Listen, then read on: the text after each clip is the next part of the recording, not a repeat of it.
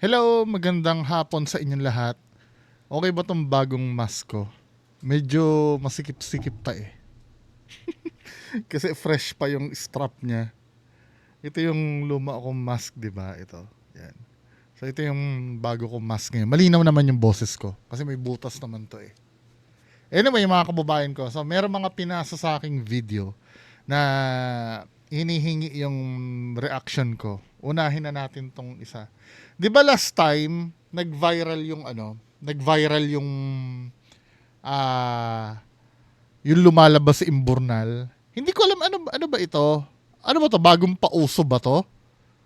Dahil do sa 80,000?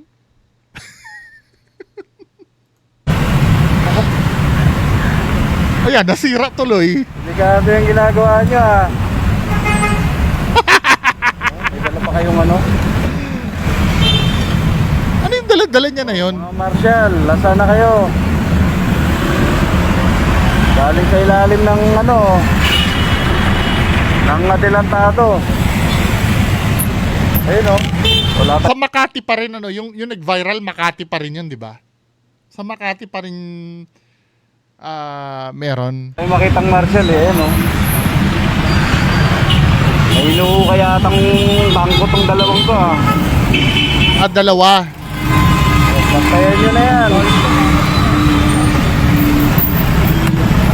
Ay hindi, yung lumang pinaglabasan nilagyan na ng rehas yun, di ba? Ito ano na to eh. Parang ibang lugar, no. Pero alam mo, feeling ko nag-aano na lang yan eh. Nagpapa-viral na lang dahil doon sa 80,000 eh.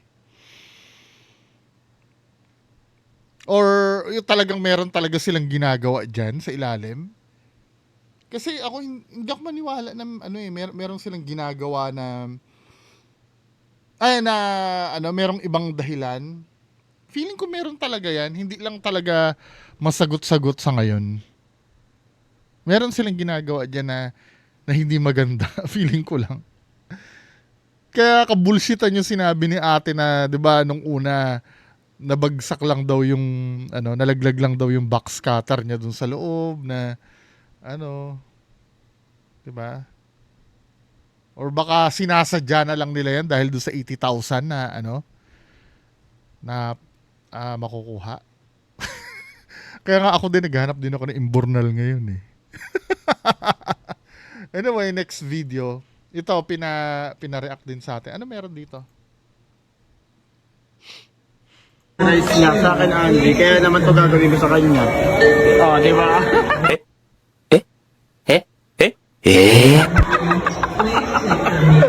Nice po! Nice po!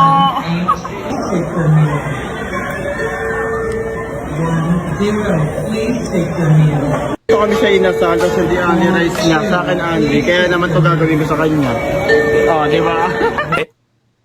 Alam mo, okay naman yan na mag-hack ka ng ganyan. Pero yung ipopost mo sa social media, parang ang lumalabas, alam mo yung parang napaka-PG mo naman, men.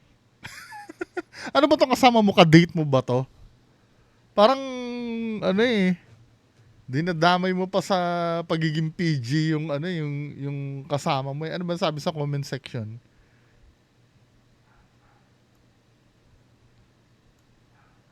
Isang maling diskarte, unang-una yung pinakakain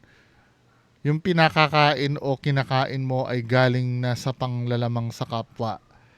Kung di kaya ng unli rice, pwede namang hindi unli. Kung ano lang kaya ng pera, dun ka lang kasi busog ka nga. Parang pagnanakaw ang ginagawa. Masyado namang to. Tips sa mang inasal para makamura. Tingnan pa natin iba. Hindi ko makuha yung point nun. Ano ba yung point nun?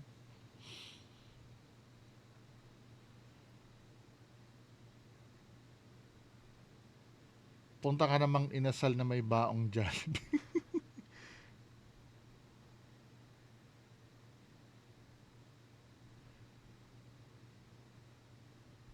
Pero hindi. Kung hackman yan, sana hindi na lang pinopost. 'Di ba? Actually, alam mo, nung ito, ayoko naman magpaka-plastic, no?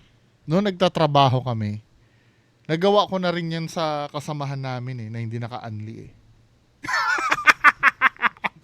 Pero ano, not to the point na ipagmamalaki mo, 'di ba? Para ka namang patay gutom nun pag pinagmalaki mo 'Di ba? Sometimes, 'di ba, wag naman tayong maging plastic. Sometimes gumagawa din tayo ng mga hindi magaganda ng mga pandaraya, 'di ba? Just like sa school, 'di ba? Sino sa inyo hindi nangopya? Pero not to the point na ipagmamalaki mo naman, parang naman nakakahiya 'yun. Tapos ano ba tong kasama mo na to? Ka-date mo ba to? Or kung sino man yan? Parang pinapahiya mo din, di ba? Anyway, trip nyo yan Next topic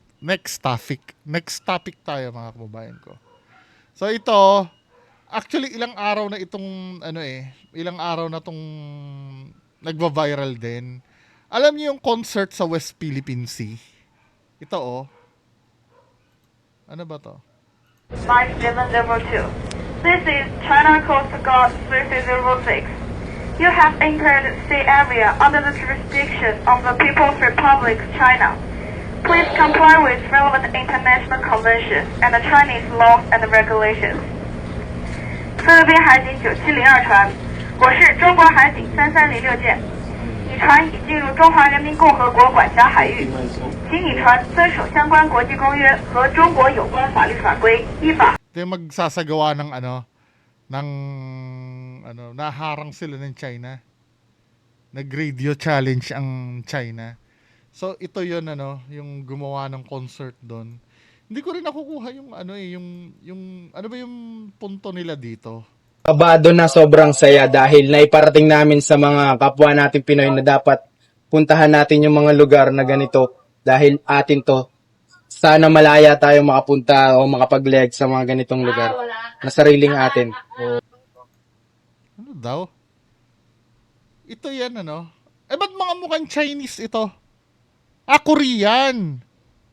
Pop girl group na sa loob ng MB. Ba't hindi mga Pinoy ang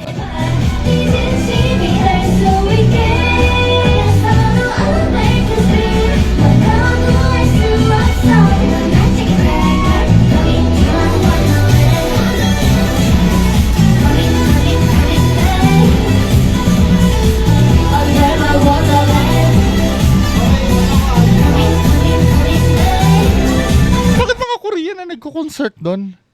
Okay lang sana kung Pinoy Bakit Korean? Ito, sila, lupang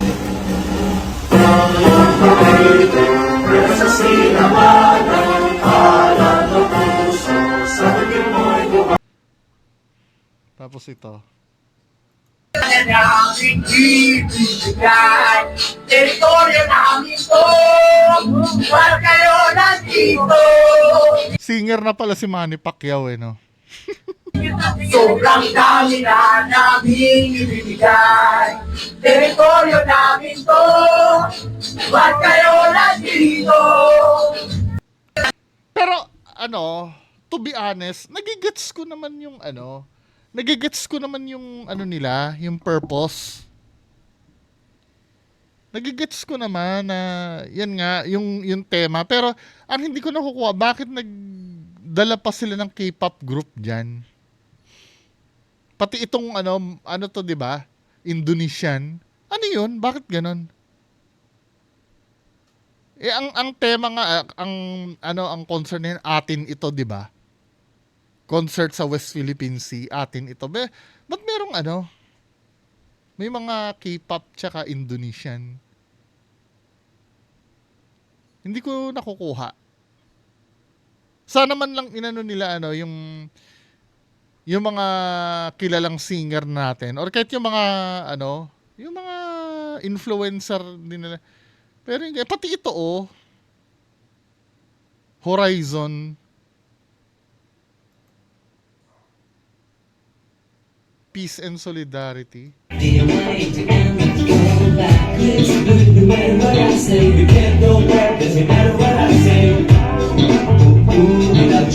Ano to? Korean din to? Or Pero mga mukhang Chinese. Baka lalo matuwa pa yung China nito eh.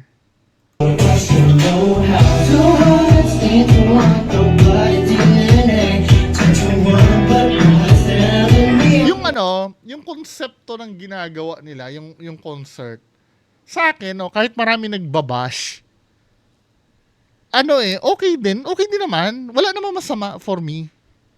'Di ba? Ano ba yung mga comment dito? Hindi naman siya masama eh. Maganda, cool nga yung concept eh. Kaya lang, bakit ano? Bakit kailangan ibang lahi?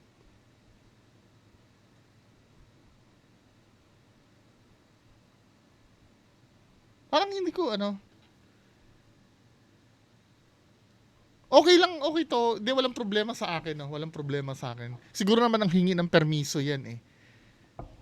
Hindi ko lang naiintindihan ba't may ibang lahi. Okay lang sana kung ang tema, yung katulad nun ng mga nagra-rap, yung katulad nito, no? Yung atin ito. 'Di ba? Yung teritoryo na. Ito medyo naiintindihan ko pa to eh. Namin ibibigay, teritoryo namin to. Huwag kayo nandito. Pero yung ano, yung iba. Ano sabi din sa comments? Buti nga may ginawa eh at di yan galing sa pera ng bayan. Daming comment dito, nakatambay lang naman sa cellphone. Mga ulaga sino audience niya dyan. Pero okay lang naman sa akin. Ang ano ko lang, bakit marami nagagalit? Ang tanong, ginastusan ba ito ng gobyerno? Kung ginastusan to ng gobyerno, parang may iba pang ano eh, may iba pang pwedeng pagkagastusan eh. Pero pagka, 'di ba parang ganito 'yan ano, siguro para maaliw din yung mga sundalo doon na nandoon. Alam niyo yung ginagawa ng WWE, yung World Wrestling Entertainment. 'Di ba parang ganyan din ang ginagawa nila sa Iraq, 'di ba?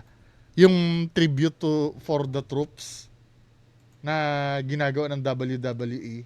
Pang-boost ng moral ng mga ano, yung katulad na papakita ko sa inyo ha. WWE tribute. Ito, parang ganito siguro yung concept nito. Yung magpe-perform sila sa, 'di ba naka-deploy yung mga The Big Show, Chris 'di ba naka-deploy yung mga sundalo sa ano, sa Iraq. Parang form of entertainment, nagdala sila ng ano doon, you know. Diyan sila nag-wrestling para maaliw yung mga sundalo. Okay naman yung konsepto, pero kung yan ay gagastusan ng Pilipinas yung concert na yan, parang hindi ako ano eh. Anyway, anong tingin nyo dyan? Paki-comment na lang sa baba, no? Magandang hapon po sa inyo.